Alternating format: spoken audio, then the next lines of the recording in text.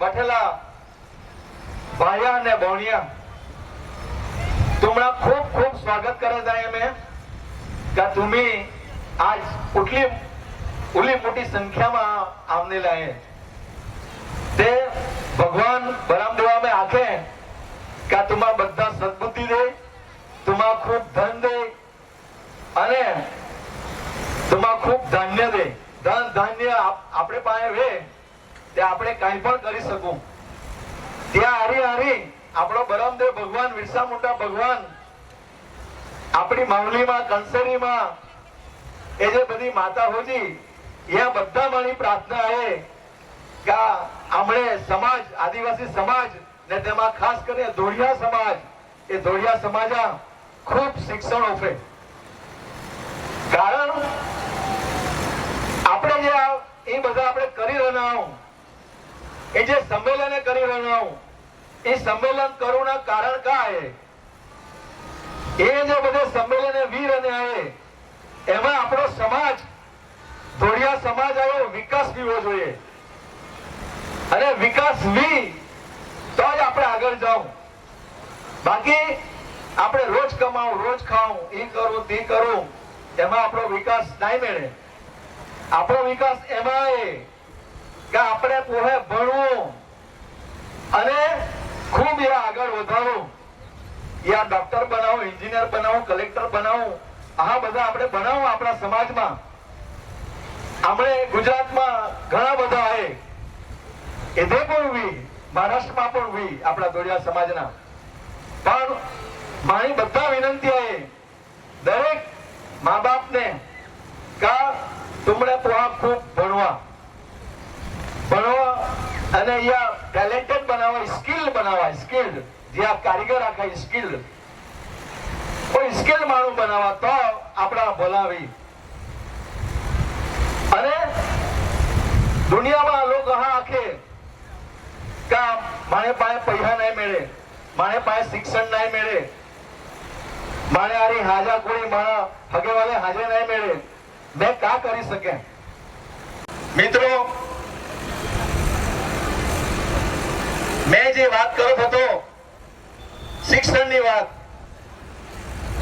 શિક્ષણ આપણે પોહા ઓફો તો જ આપણે આગળ વધી શકું જો આપણે પોહા શિક્ષણ ના ઓફો તો આપણી પાસે દૂસરા કોઈ બી સાધન નહીં મળે દુનિયારી લડુના આવે તો આપણે પોહે હોશિયાર બનાવવા આપણે પોહા ભણવા ખૂબ આગળ વધારવા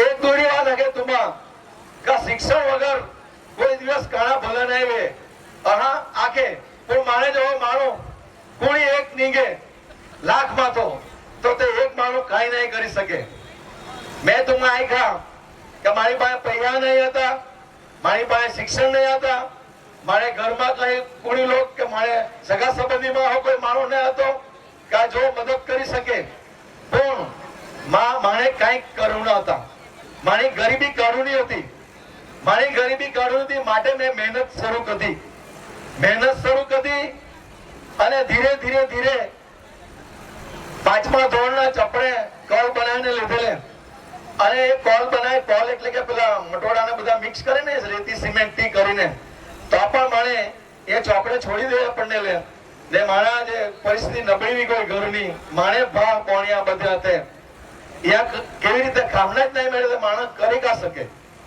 એટલે માણી ભણ્યા માણે ભા બધા મેં ભણવા 10 ચોપડી સુધી અને એ લોકો થોડે લાયક બનાવ્યા ને મેં એ 15 પૈસા લઈને 20 વિના 30 વિના રૂપિયો વિના 2 રૂપિયા વિના એવી રીતે આગળ વધતો અને ધીરે ધીરે કરીને 1978 માં आमदार साहेब पालघर विधानसभा श्री આપણા સમાજને આગળ લઈ જવા માટે શિક્ષણ સિવાય કોઈ રસ્તો નથી વારે શિક્ષણ ઉપર ભાર મૂકું છું એટલા માટે કે શિક્ષણ હશે તો આપણો સમાજ આપણો બાળક આપણા શું હકો છે આ બંધારણની અંદર એ હકોને માનતો થશે આજે બંધારણમાં જે હકો આપણને આપવામાં આવ્યા છે આપણા આદિવાસીઓને એ આદિવાસીઓના હકોને આદિવાસીને પોતાને ખબર નથી કે આદિવાસીના હક શું છે. કારણ શું? કારણ એ છે કે આપણો સમાજ પછાત સમાજ છે, ભણેલો સમાજ નથી. એટલે સમાજને ખબર નથી પડતી કે મારો હક શું છે. એ હક માંગવા લાયક નથી એ માણસ. ત્યારે હક માંગવા લાયક ક્યારે બનશે માણસ? કે તમારા બાળકોને ભણાવશો, ગણાવશો, આગળ વધશે, એ ભણશે, એ સંવિધાનને વાંચી અને એમાં શું તમને હકો મળેલા છે એ હકો તમને ખબર પડે ત્યારે તમે માગશો. પણ જો તમારા હક જ તમને ખબર નહીં હોય તો તમે શું માંગવાના?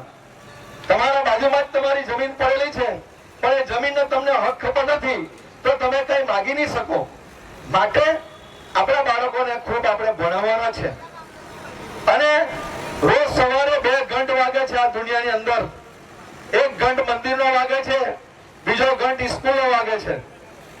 તમારે કયા ઘંટમાં તમારા બાળકને મોકલાવવાનો છે એ તમારે નક્કી કરવાનું છે. તો સ્કૂલનો ઘંટ વાગે તો મને મારી જે વિનંતી છે તમને, સ્કૂલમાં તમારા બાળકને મોકલો. અને સ્કૂલમાંથી બાળક એક એન્જિનિયર થાય છે, ભણીને બહાર આવે ત્યારે એક ડોક્ટર થાય છે, એક MP થાય છે, MLA થાય છે. એ બધું જ કામ કરી શકે છે ભણેલો હોય તો. અભણ હોય તો કશું નથી કરી શકતો એ માણસ. માટે આ મારા બધાને જ મારી વિનંતી છે કે તમારા બાળકને તમે ભણાવો. એની સાથે આ જે સંમેલન છે એ સંમેલન આજે 3000 માણસનું છે કે 4000 માણસનું છે. આવનારા સમયમાં હું આપણા ધોળિયા સમાજ ના 278 કુળ છે એ 278 કુળનો પ્રમુખ છું. અને 278 કુળ એટલે કે આ ધોળિયા લોકો જ્યાં બી છે, મુંબઈ થી લઈને દિલ્હી સુધી, એ બધાનું એક મહાસંમેલન કરવાનું આયોજન આપણું ચાલી રહ્યું છે. અને મહાસંમેલન કરવા માટે આપણી પાસે જગ્યાની વ્યવસ્થા નથી.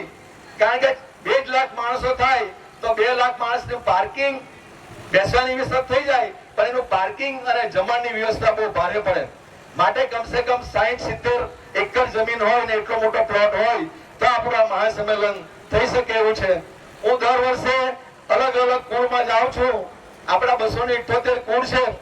શ્રી સમસ્તોડિયા સમાજ કુળ પરિવાર ટ્રસ્ટ, એ ટ્રસ્ટ દ્વારા અમારા 20 જેટલા ટ્રસ્ટીઓ છે. એ 20 ટ્રસ્ટી અલગ અલગ કુળના અમારા જે નવેમ્બર થી સંમેલનો શરૂ થઈ જાય, ડિસેમ્બર, જાન્યુઆરી, ફેબ્રુઆરી ત્યાં સુધી સંમેલનો ચાલે.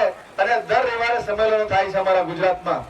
તો એ દર રવિવારે અમારા 20 ટ્રસ્ટીઓ જાય છે અલગ અલગ સંમેલનમાં અને લોકોને આપણે સમજાવીએ છીએ કે આપણે આપણો વિકાસ કરવો હોય તો શું કરી શકાય.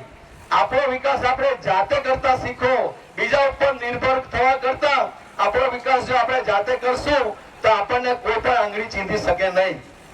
પણ આપણે હંમેશા બીજા ઉપર નિર્ભર રહીને આપણા વિકાસનો વિચાર કરીએ તો એ કોઈ દિવસ થવાનો નથી. એટલા માટે આપ સૌને મારી વિનંતી છે કે આપ ખૂબ આગળ આપના બાળકોને ભણાવો. અને હું અહીં મારો વક્તવ્ય પૂરું કરીશ. બોલો બિરસા મુંડા ભગવાન કે, બિરસા મુંડા ભગવાન કે, આદિવાસી કે.